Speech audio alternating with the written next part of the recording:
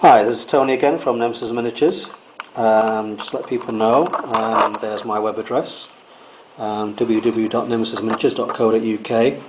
I generally have more models for sale though on my eBay page, which is ebay.co.uk/nemesisminiatures. Today here's another Dwarf General. It's in the 28mm to 30mm size bracket, which is general for most fantasy figures. Some are larger, some are smaller. Games Workshop and things like Dwarf Wars tend to be on the larger size, more heroic scale, whereas your Mantics of this world generally on the smaller scale and more reasonably sized hands. So this is the Dwarf General, so it comes in a larger box. Then again, it's a shame they don't put the actual picture of the painted miniature on the inlay card. But then again, it can be found on either my website or Scibor's website. So what do we have? We've got a highly detailed base for the General. I think that's just terrific. You've got the face there of a carved, maybe runic dwarf god. Branches, leaves, the obligatory skulls. Not too keen on them, but they seem to find their way on every miniature you can find.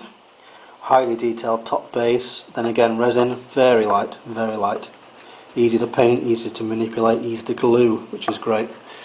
No pinning required for these.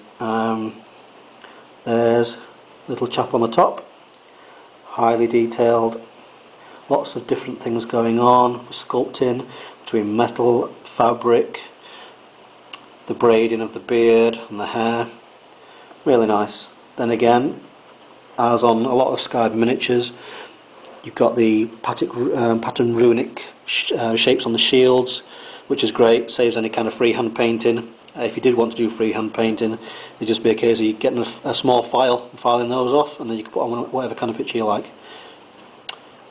Then again, you can put him on whichever way you choose. Probably maybe put him on that way, I think. Anyway, the hands come on a two-piece of resin. You've got the arm and then the axe head. You do have to be careful with the resin. They are lightweight and you can clip them off, but because they're on such thick pieces, it will need a file to clip them off neatly or cut them off neatly.